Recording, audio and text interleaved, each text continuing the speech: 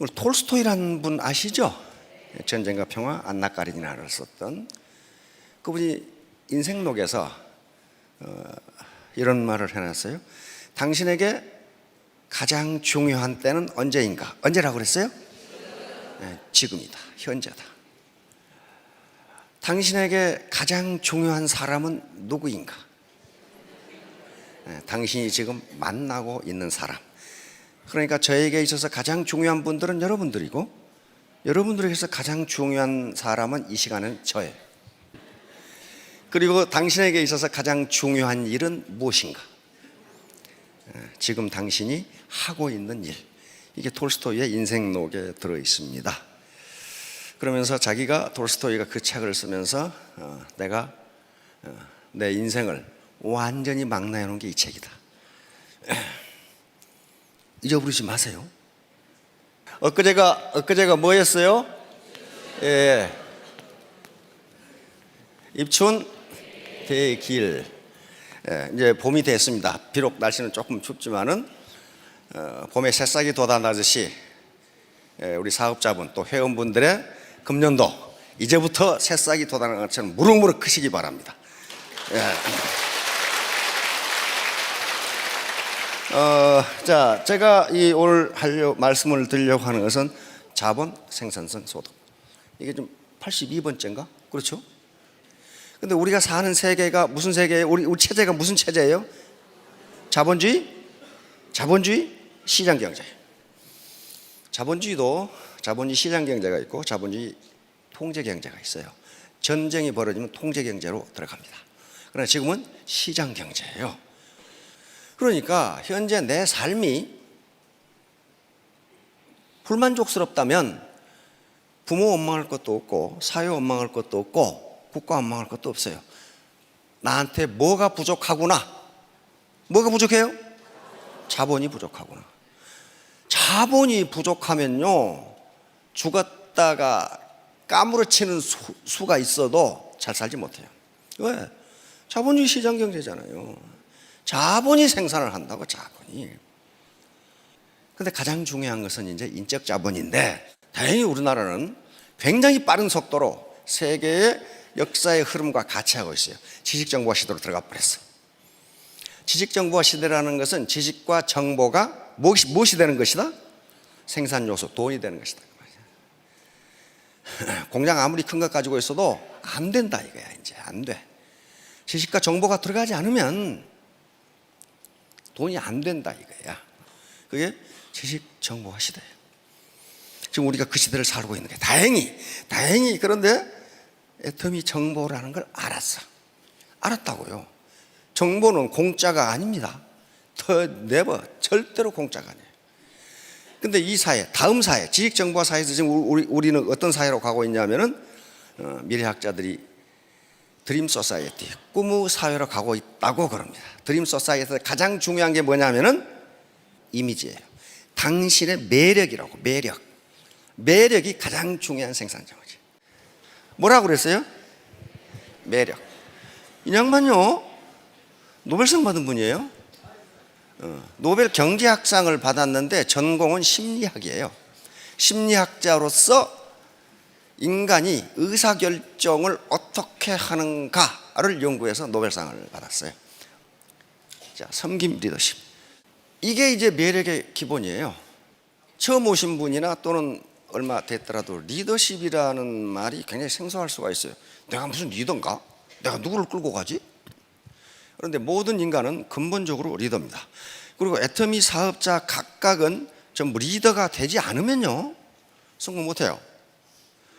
지금까지 산업화 시대까지 리더십은 권위주의적 리더십이었어요. 리더가 폴로미, 나를 따르라. 너 그렇게 해. 너 왜 그렇게 하냐? 이렇게 했어요. 근데 그 리더십이 나쁜 게 아니에요. 아니야. 그 시대에 맞아, 그것이. 중우장대한 대량 생산 시대에는 컨베이어 시스템으로 일렬 횡대로 씌워놓고 기계적으로 일을 해야 생산성이 높아. 그런데 지금 지식정보화 시대에는 그렇게 일해가지고는 물건이 한 개도 안 팔려. 개성의 시대가 온 거예요. 개성의 시대가. 이때 가장 필요한 게 섬김 리더십이에요. 서번트 리더십이라고 하는데, 리더가 권위주의적으로 지시하고 명령하고 나를 따르라 하는 것이 아니라 같이 갑시다. 어떻게 할까요? 이거란 말이에요. 그러면 이 섬김 리더십은요, 그러니까 파트너를 어떻게 섬기고 지원하고 후원해 주란 말이에요. 그렇게 한 게 섬김 리더십이에요. 자, 그러면 이 사람이 서번트 리더십이라는 책을 저술한 거야.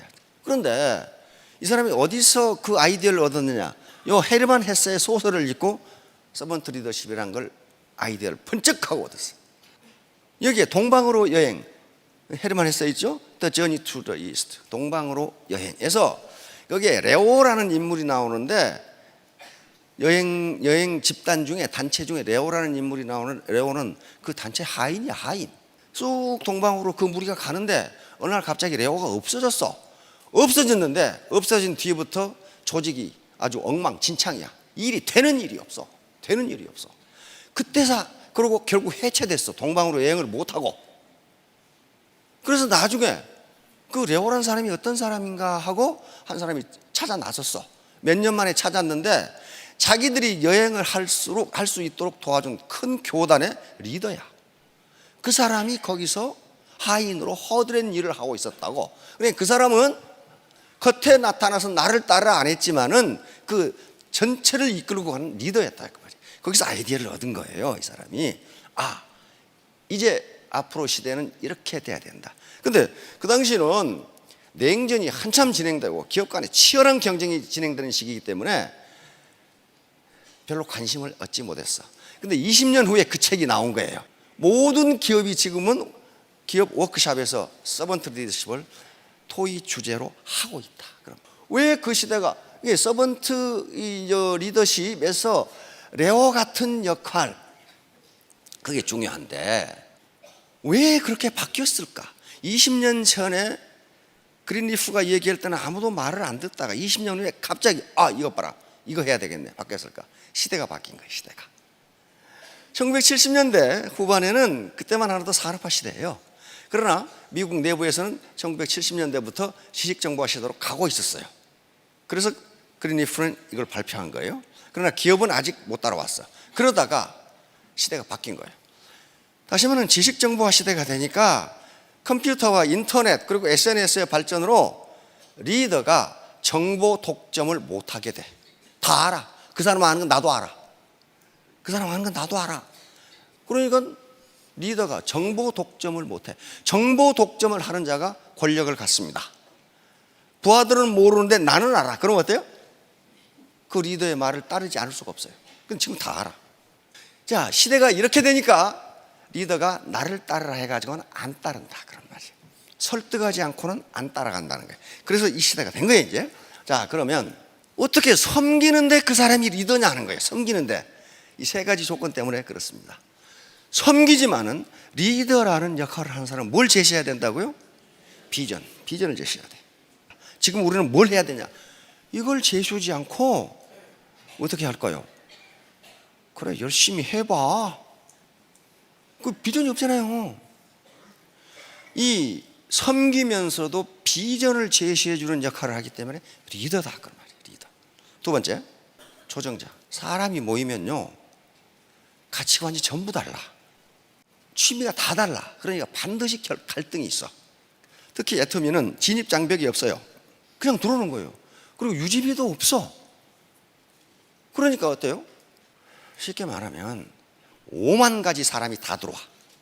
그러면 그 파트너와 파트너, 내 가족 라인과 형제 라인 간의 갈등을 누가 조정을 해야 되느냐 말이에요. 이 리더가 조정을, 코어디네이터 역할을 해줘야 돼요. 그렇죠? 안 그러면 갈등이 일어나.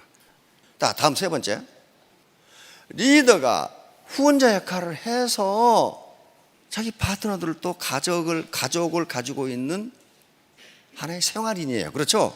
맨날 일만 할 수는 없어. 그러니까 일과 생활이 균형을 이룰 수 있도록 스폰서십을 제공해 줘야 돼. 이런 역할을 하기 때문에 섬기면서도 리더예요. 섬기면서도 리더라고요. 이거 아무나 할 수 있는 게 아니에요. 가슴 폭이 넓어야 돼. 그러면 이분이 레리 스피어스라는 분인데, 그래서 이분이 섬김 리더십의 특징은 무엇인가 하는 것을 10가지로 요약해서 발표를 했어. 뭐라고 그랬어요?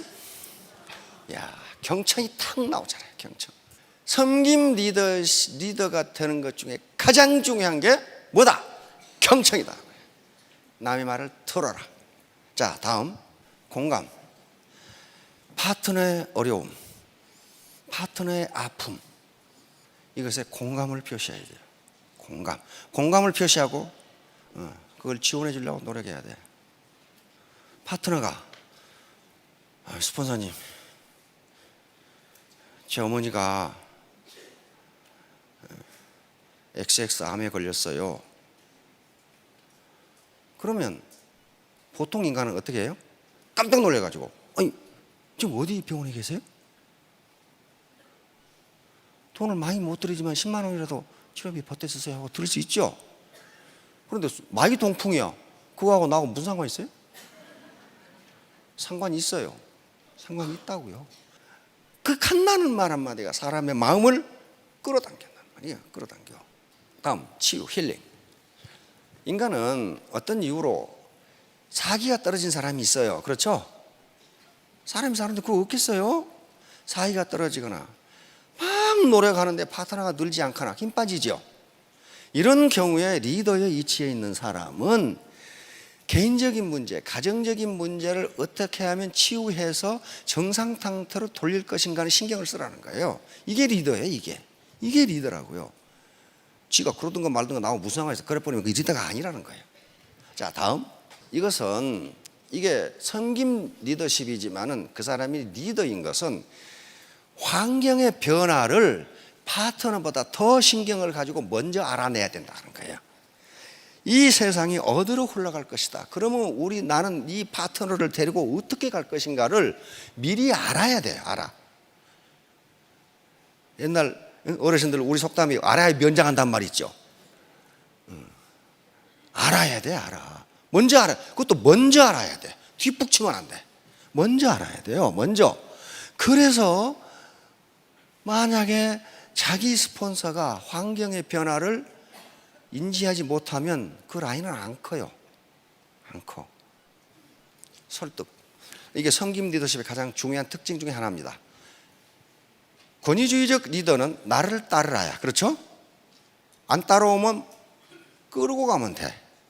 그러나 섬김 리더십은 그렇게 해서는 리더십 발휘가 안 된다는 거예요. 왜?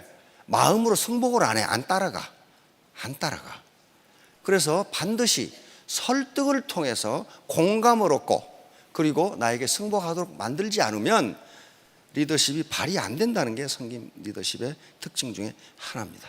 이게 무슨 소리냐면은 이 세상은요 엄청 복잡해요. 그러니까 개념화는 뭐냐면 이 복잡한 현상을 내가 파트너들에게 어떻게 설명해 줄 거냐는 거야. 예를 들면 인간은 그걸 환원주의라고 하는 학문 이론입니다. 이 세상이 하도 복잡하니까 도대체 어떻게 돌아가는지 알 수가 없어. 그래서 그걸 하나로 축약을 해. 작은 것을 축약을 해. 그래가지고 그것을 가서 설명하면서 이해하기 쉽게. 그런 식으로 리더는 개념화를 해서 설명해 줘야 파트너들이 안다 그런 말이에요. 간단하게 설명할 수 있도록 훈련을 해야 된다. 자, 다음 성견지명. 먼저 알아야 돼. 먼저 현재와 과거의 자료를 분석해서 미래를 예측하는 거예요. 역사의 흐름, 경제의 흐름, 현재의 상황, 기술 발전 속도를 보니까 미래 20년 후는 이렇게 된다. 이렇게 이야기하는 거예요. 리더가 이 역할을 못 해주면 리더가 아니잖아요. 그렇죠? 아니잖아요. 자, 다음. 리더는 파트너들 위해 군림하는 사람이 아니고 청직이다. 청직이란 말은 무슨 말인지 아시죠? 스튜어드십이요. 다시 말하면 재산 관리인이다 그런 말이에요. 내가 내 라인이 청직이다. 그러니까 내가 내 라인을 평소에 건전하게 관리하고 있다가 파트너들이 성공하고 사회에 더 큰 이익이 되도록 필요할 때는 언제나 그걸 갖다 쓴다. 그게 청직이에요. 청지기가 그러니까 그 청 안에 들어있는 재산의 주인이 아니라 뭐라는 거예요? 관리인이다. 관리인. 관리, 이게 서번트 리더십의 핵심이다. 그래서 파트너의 성장을 위한 헌신. 그러니까 이 서번트 리더십도 다단계를 생각하고 만들어 놓은 것 같은 기분이 자꾸 들어. 이거 왜 이 서번트 리더십, 성김 리더십이 우리 애터미가 딱 맞다고 그랬냐면은 우리 사운회가 그게 결정이 돼 있어요. 영혼을 어떻게? 소중히 여기며 생각을 경영한다. 믿음에 굳게 서며 겸손히 섬긴다. 겸손히 섬기는 거예요. 인간으로서의 존엄성은 같다고 인정해 주는 거야. 그러므로 나는, 리더는 이 인간을 성장시켜야 된다. 성장. 어떻게? 정신적으로 성장시켜주고, 여기 나와 있죠. 어떻게? 개인적 성장. 이 사람은, 그러니까 이런 사람을 자기 개발, 자기 발전을 할 수 있도록 도와줘야 된다. 그 다음에 어떻게? 직업적으로 애터미 사업을 좀 더 잘하도록 애터미 사업의 본질과 핵심을 알려줘야 된다. 세 번째는 뭐예요? 정신적으로 안정이 될 수 있도록 지원해야 된다. 이게 파트너의 성장이에요. 랄프 waldo 에머슨이라는 미국의 철학자가 있습니다. 현재 미국의 정신을 만들어낸 사람이요. 그 사람이 뭐라고 했냐면, 당신이 나를 끌어올리려면 당신이 나보다 높은 곳에 있어야 한다. 높은 곳에 여기서 내가 이렇게 끌어올려 줄 수 있다, 그 말이야. 그 말은 무슨 말이에요? 리더가 파트너들을 성장시키려면 누가 먼저 성장해 있어야 한다? 리더가 먼저. 이게 마지막이 공동체 형성. 무슨 말이냐면요, 옛날에 우리가 살 때는 한 마을에서 지역 공동체를 이루고 살았어요. 거기에 일가 대소가 또 다 모여있는 경우가 있어. 그렇죠? 그럼 어때요? 어느 집에 결혼식이 있다, 초상이 났다 그러면 온 동네가, 어떤 사람은 콩나물 삶아가고 어떤 사람은 뭐 삶아가고, 하나의 공동체로 마치 형제지간처럼 그렇게 살았어요. 그렇잖아요. 그런데 도시화가 진행되고 산업화가 진행되면서 이 지역 공동체가 깨져버렸어. 그러면 그 공동체를 친구로, 내 라인, 내 파트너, 내 센터, 내 팀을 마치 피를 나눈 형제처럼 만드는 그 역할을 누가 해줘야 된다? 리더가 해줘야 된다. 리더가. 그렇게 되면 사업에 성공하고 인생이 그렇게 고달프지가 않아요. 내가 어려웠을 때 누가 달려와요? 친구가 달려오잖아요. 친구가 아닌 놈 안 달려와. 친구가 아닌 놈 언제 달려오느냐? 내가 밥 살 때 달려와. 그러면 내가 어려움에 처했으면 그러면 어디 가버리고 없어. 그래서 그렇게 만들어낸 게 공동체를 만들어낸 거야. 그래야만 당신의 조직이 발전한다는 거예요. 그렇게 하시겠죠? 그렇게 하시겠죠? 어떻게 되자고요? 따뜻한 사람이 되자. 결론 하나입니다. 따뜻한 사람이 되자. 내가 따뜻하면 파트너들은 따라오게 돼 있어요. 아시겠죠? 예, 3년 후 5년 후에 모두 월천택 월천남이 되시기 바랍니다. 예, 감사합니다.